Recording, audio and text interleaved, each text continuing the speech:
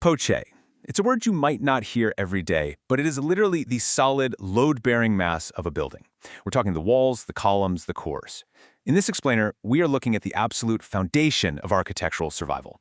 For decades now, modern construction has just been completely obsessed with thinness. Everywhere you look, it's paper-thin drywall, skeletal steel frames, and fragile glass facades dominating our skylines. And honestly, it's a profound mistake. Today, we are reclaiming mass, because mass isn't about empty space or leftover voids. It's the physical weight that anchors a structure to the earth. It is not a limitation we need to minimize. Mass is a tool. In fact, it is the absolute baseline of true luxury and environmental resilience. Which brings us to the core of today's explainer, the power of poché, climate, mass, and legacy in architecture. The thesis here is pretty straightforward. True luxury and climate adaptation, they rely on deliberate mass. Not fragile trends, and definitely not imported glass boxes. Today, we're going to prove that structural weight is an absolute architectural necessity. This weight dictates both environmental performance and ultimately, it's the ultimate signal of wealth. The built environment needs permanence, not these paper-thin illusions that just degrade under pressure. So we're going to unpack exactly how deliberate mass functions, how it protects the people inside, and why it remains the most vital asset in premium real estate. Section 1. Defining the poché, mass as material. First things first, we have to absolutely dismantle the idea that walls are just thin boundaries keeping the outside out. History teaches us a radically different lesson. The heavy structures of the past, they weren't primitive or unrefined. They were highly calculated. Just look at classical Beaux-Arts plan diagrams. They render this poché entirely in solid black ink. And that ink, it's not a void. It's the heaviest part of the drawing, and it absolutely demands your attention. Modernist plans, well, they usually look like these empty, fragile grids made of razor-thin lines. But Beaux-Arts plans look like carved blocks of solid marble. Architects back then didn't look at those darkened areas as just leftover space between rooms. No, they treated the fabric of the building as a primary material to be manipulated. They treated poché as a sculptural material in its own right. The walls have profound thickness, real depth. The architect is actually dictating the human experience just by molding this sheer mass. And this calculated thickness, it transforms dead space into active design. Think about it. You aren't just walking through a flat, uninspired doorway. You are passing through a profound, carved threshold. The thick wall actively shapes your experience of a building the exact second you step inside. The structure itself creates these recessed niches that give you deliberate moments of pause, really anchoring you in the space. Plus, this mass allows for deep light shafts. These shafts guide natural light right through heavy masonry to light up the interior with just stunning precision. So the wall isn't just passively holding up the roof, it's actively serving the interior.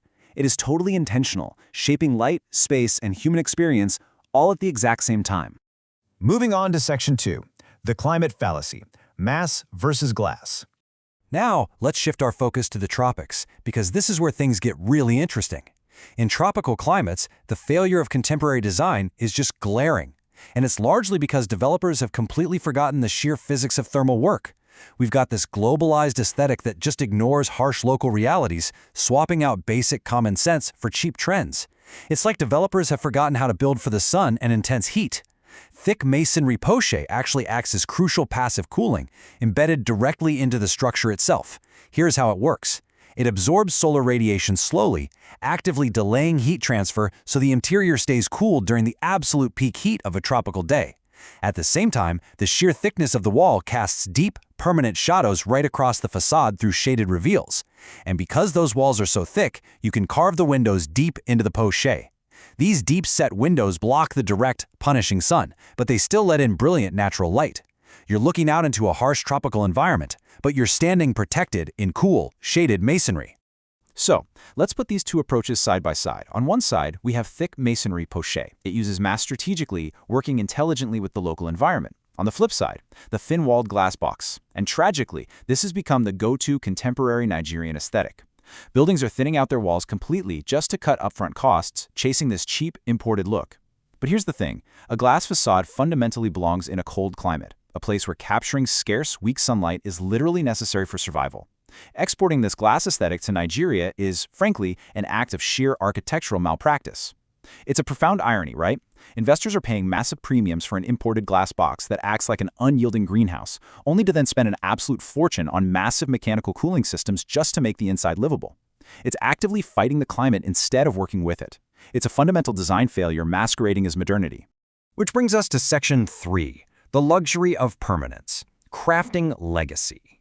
We have to connect this functional reality to the psychology of the high net worth investor, because environmental performance is really only half the argument.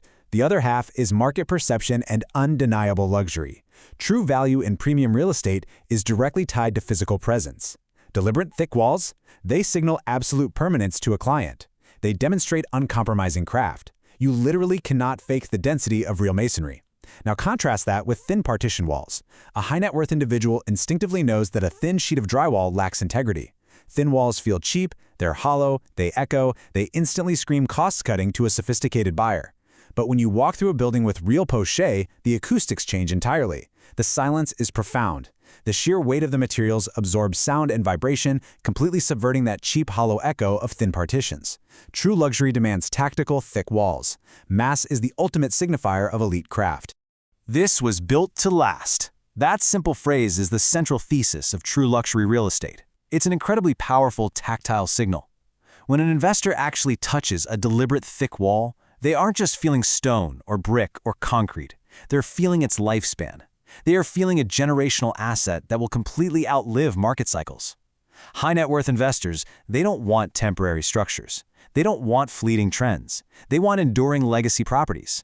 And poché provides the physical, undeniable manifestation of that deep psychological desire. It draws a hard line between temporary construction and lasting legacy architecture. It proves, without a doubt, that the capital was spent on structural integrity and uncompromising permanence, rather than superficial finishes that are just going to peel away in 10 years. So, I want to leave you with this. The next time you walk into a premium property, evaluate the built environment critically. Really look at the depth of the windows, measure the thickness of the walls with your eyes, and ask yourself, is this structure fighting its environment, destined to be obsolete the exact moment the power grid fails? Or does its deliberate mass guarantee a permanent legacy? Because that thin glass box will inevitably fail, both structurally and environmentally. Deliberate, solid poché will endure. True architectural value is heavy. It fiercely protects its inhabitants, and it commands its environment. Make sure you are investing in permanence.